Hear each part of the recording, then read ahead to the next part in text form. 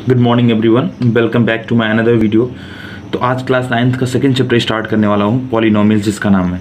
तो जानते हैं पॉलिनोमियल्स होता क्या है, बट उससे पहले एक टर्म्स आता है जिसको जानते हैं। पहले टर्म्स क्या होता है, टर्म्स का एक और डेफिनेशन होता है जिसको बोलते हैं अलजेब्रिक एक्सप्रेशंस। उसमें मैंने एक एग्जाम्पल ले लिया 5x। अलजेब्रिक एक्सप्रेशंस होता क्या है, इट मीन्स कि टर्म्स क्या होता है, उसमें एक वेरिएबल्स होते हैं। इट मीन्स कि x जो होगा वो क्या होगा, वेरिएबल होगा। कोई भी अलजेब्रिक मल्टीपल किसी भी कोफिशिएंट नंबर के साथ होता है तो वो वेरिएबल होता है। तो जो एक्स वाई जेड कुछ भी यहाँ पे हो सकता है वो वेरिएबल होगा, और उसके साथ कोई एक नंबर या कोफिशिएंट जुड़ा होगा, और जुड़ने के साथ ये दोनों मिलकर क्या बन जाते हैं, एक टर्म्स बन जाते हैं, और इसी को हम कहते हैं अलजेब्रिक एक्सप्रेशंस, राइट। तो ये coefficient of number of coefficient है।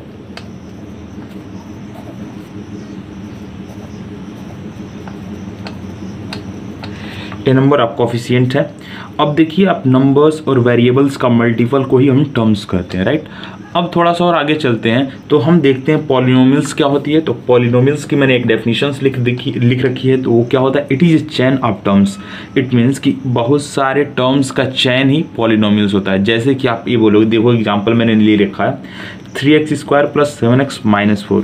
तो आप देखोगे इसमें वेरिएबल्स है और एक कोफिशिएंट है, मिलकर एक टर्म्स बना। यहाँ पे एक टर्म्स, एक वेरिएबल है और एक कोफिशिएंट्स है, इससे मिलकर एक टर्म्स बना। आप यहाँ पे देखोगे यहाँ पे कोई भी वेरिएबल नहीं, तो आप बोलोगे ये तो टर्म्स नहीं हो सकता है। कैसे, आप ऐसे 4 लिखा है -4, यदि तो -4 की जगह पे क्या मैं x⁴ लिख सकता हूँ।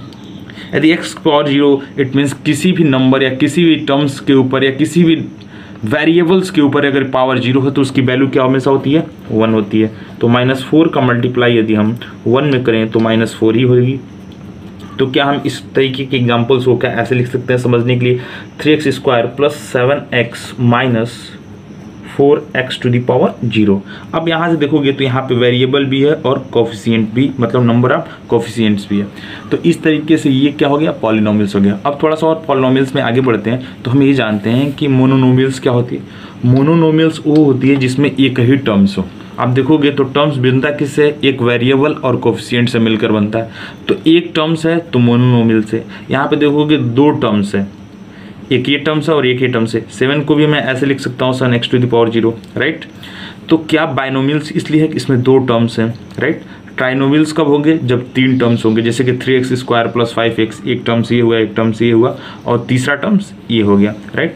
तो आप इसे भी हम ट्राइनोमियल्स बोल सकते हैं। अब बात आती है पॉलिनोमियल्स किसको कहते हैं। तो मोर देन 3, इट मीन्स कि 3 से अधिक टर्म्स वाले को ही हम पॉलिनोमियल्स बोलते हैं। तो यहाँ तक बात क्लियर हुई। एक बार मैं और रिकॉल कर दूँ फिर से, पॉलिनोमियल्स होती क्या, उससे पहले एक टर्म्स को समझते हैं कि टर्म्स होता क्या। टर्म्स को ही हम अलजेब्रिक एक्सप्रेशंस बोलते हैं।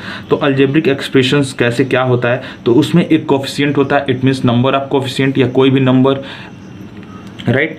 उसके साथ एक मल्टीपल होता है वेरिएबल, राइट। वेरिएबल वो, अब वेरिएबल और कोफिशिएंट में क्या डिफरेंसेस होता है वो जान लेते हैं। वेरिएबल वो होता है जो हमेशा चेंज हो सकता है, राइट। कोफिशिएंट वो होता है जो कांस्टेंट रहता है, इट मीन्स कि सेम रहेगा। अभी एग्जांपल के थ्रू समझेंगे और आगे एक्सरसाइजेज में आपको मिलेगा, तो वहाँ पे आपकी क्लैरिटी ज़्यादा हो जाएगी। अब बात आती है कि पॉलिनोमियल्स क्या होती है। तो polynomials more than 3 terms is called a polynomials. 3 से अधिक टर्म्स को हम क्या बोलते हैं, पॉलिनोमियल्स बोलते हैं। अब मोनोनोमियल्स भी समझा, बाइनोमियल्स भी समझा, और ट्राइनोमियल्स भी समझा, और पॉलिनोमियल्स भी समझा। अब थोड़ा सा और आगे चलते हैं जिसको हम बोलते हैं degree of polynomials. Degree of polynomials क्या होती है, एक एग्जाम्पल के थ्रू हम समझेंगे। जैसे कि आप लिखा है -4x + 3x² - 7, राइट। ये दिया हुआ है डिग्री ऑफ पॉलिनोमियल्स, इसमें चेक करना है। डिग्री ऑफ पॉलिनोमियल्स का मतलब होता है, डिग्री का मतलब होता है हाईएस्ट पावर। हाईएस्ट पावर का पॉलिनोमियल्स कौन होता है, इसी को हम बोलते हैं पॉलिनोमियल्स के लैंग्वेज में डिग्री ऑफ पॉलिनोमियल्स, राइट। तो इसमें आप देखोगे तो हाईएस्ट पावर किस पे, 3x²। इट मीन्स कि यहाँ पे डिग्री ऑफ पॉलिनोमियल्स जो होगी, डिग्री ऑफ पॉलिनोमियल्स कितनी होगी, डिग्री ऑफ पॉलिनोमियल्स 2 होगी, ये इसकी आंसर होगी। अब बात आती है कि इसको अरेंज कैसे किया जाता है। तो according to power, according to highest power. तो इसको अरेंजिंग अगर हमको करना है तो हम इसको ऐसे लिखेंगे, 3x² - 4x - 7 x⁴। यहाँ पे कुछ नहीं है, अगर कोई भी वेरिएबल ना दिखता हो तो हम वेरिएबल उसके पावर 0 रख सकते हैं, हमको दिखाने के लिए कि ये भी एक टर्म्स है। यदि ये तो अंडरस्टूड होता है समझने के लिए, राइट।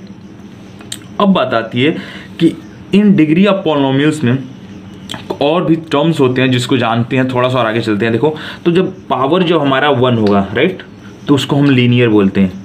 क्लियर हुई बात? जब हमारे वेरिएबल पे पावर क्या होगा, 1 होगा। यहाँ पे वेरिएबल क्या है, x, x पे पावर क्या है, 1। यदि वेरिएबल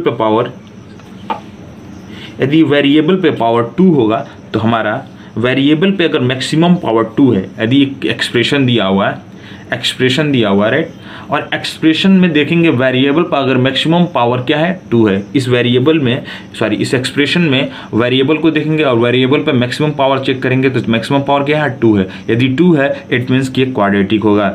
अब तीसरे एग्जाम्पल की तरफ चलते हैं, ax³ + bx² + cx + d। इस एक्सप्रेशन में देखेंगे कि वेरिएबल पर मैक्सिमम पावर्स क्या है, तो 3 है, तो एक क्यूबिक हो जाएगा। राइट, यहाँ तक बात समझ में आई। अब स्टार्ट करते हैं हम एक्सरसाइज।